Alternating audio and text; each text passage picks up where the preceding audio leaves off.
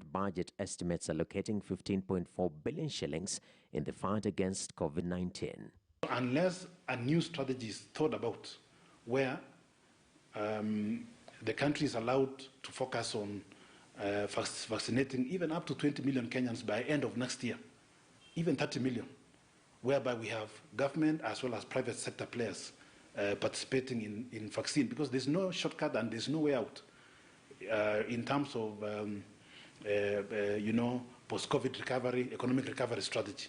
And this Big Four agenda, even though it's likely that he's not going to fully implement it, but the way he has begun it, I think it's something to appreciate and to embrace, and we should accord him the total support for the remaining time, and I know that we are going to realize something at the end of it. The COVID-19 pandemic has had devastating impact on the Big Four agenda, slowing its implementation. Allocations in the upcoming budgets to this Big Four agenda will not only be critical in the resuscitation of the economy, but also the economic legacy of the president. Nokip Kimboy, KTN News, Nairobi. Well, various sectors definitely took a hit due to COVID-19. Let's highlight the tourism sector, which is amongst them. The tourism industry players now want the government to lower taxes so as not to impoverish the already ailing sector. The Kenya Coast Tourism Association chairperson, Victor Shitaka, says since last year, the industry has lost over 100 billion shillings. The coast region is known for its famous white sandy beaches that continuously attract both domestic and foreign tourists. From the water sports, snorkeling, to leisurely walk along the beach, the coast is really a gem. But since the advent of coronavirus, the tourism sector, which employs millions of Kenyans, both directly and indirectly, has been hit hard due to restrictions on public gatherings. Tourism has gone down. We've lost over 100 billion since March last year. And basically there hasn't been much to be done for tourism. In fact, every year after a budget, when there is any cuts, tourism is affected. Early this year, Mombasa County received a batch of travel agents and tourists from Ukraine, Romania and Morocco in a bilateral understanding that will see tourists from these countries visit the region. A couple of months ago, we signed a sister city agreement with the city of Odessa in Ukraine. And part of the contents of the MOU is that we cooperate in the area of tourism, and we are seeing now the fruits. Indeed, it was a boost as fascinated tourists continue to sample out what Kenya has to offer. I'm very glad to visit Kenya because Kenya is very amazing, very funny, and I hope visit your safari. I hope it will be incredible. Thank you. It's very super.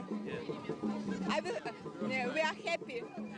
Right now it's 3 flights. Next will be 5 of May, but we hope it will be not the last flight, and hope our guests will be happy in Kenya.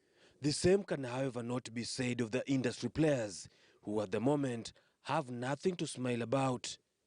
In particular, they are concerned over what they term as exorbitant taxes that threaten to cripple the sector. In the previous budget, the sector was given over 2 billion shillings to cushion it. We had been given a reprieve on the taxes to come down from 16 to 14, and other reprieves for the people who are not earning substantially. I beg that we put money in people's pockets. We are also going to suspend all hotel levies that we have currently been charging some of the facilities operating here in Mombasa until further notice. Thirdly, we've also given a 30% waiver to all businesses operating within the industry and are belonging to people with disability, to youth, and also women-owned enterprises. Apart from tourism, they insist that the government should also lower taxes on basic commodities, including food. And you know, if you take prices of food higher, you are just killing it. And I mean, already people have had a bad time last year, this year. Tobias Chanji, KTN News, Mombasa County. Well, away from the coast, now in a desperate bid to fill the budgetary deficits and meet revenue targets, the government, through Kenya Revenue Authority, introduced new taxes in the country just in the middle of a pandemic. And as KTN's Brian George Otieno narrates, all is not well with Kenyan entrepreneurs amidst a struggling economy. In this location, it gives you drivers automatically. I am at Parklands area, Nairobi. My destination is the Central Business District. I request a cab on a popular taxi hailing application. Moments later, Robert Mahondo, my driver, arrives. The COVID-19 protocols ensue as it is a requirement for all service providers and businesses here in Kenya. And off we go. As we drive on, I notice he is unhappy. Because in Kenya, taxi drivers are a huge source of information, I inquire what bothers him. The infamous 1.5% digital tax that the taxman KRA introduced earlier in the year is a big setback to his business. From the initial reaction that I had when we heard about the intention of the government, and it's part of the submissions that we made. Robert also opines that the move is ill-motivated and is not healthy for small and medium enterprises in the country, and especially for its digital economy. The digital space is very young, and the government needs to do much more to increase its penetration and its impact in the economy. Currently, India leads the world in the digital service tax rates, standing at a whopping 6.5%. And while he appreciates the government's efforts to achieve tax revenue goals, he insists as a country we are not mature yet for the new regimes like DST. The minimum tax is among new tax regimes that KRA introduced in a bid to meet tax revenue targets. The tax rate is at 1% of the gross turnover, applicable from January 2021 through amendments to the Income Tax Act (ITA) last year. The minimum tax was introduced alongside the digital service tax, which is computed at 1.5% of the gross transaction value of the digital service.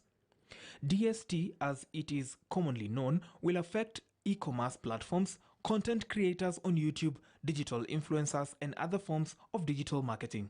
Perhaps this could be the reason why the taxman has been getting his act right in the recent past, even amidst a pandemic. But we have seen a very sustained, effort in collection by KRA.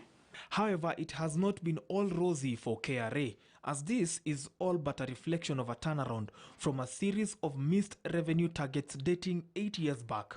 Data shows KRA has been struggling to meet its revenue targets since 2013. But a major party spoiler for Kenyans may be coming soon if the proposed 16% value-added tax on certain commodities is approved by Parliament. VAT is set to be imposed on goods such as bread and liquefied petroleum. The Treasury wants to get to a place where they can recommend value-added tax, probably implement it, without having to go to Parliament for approval.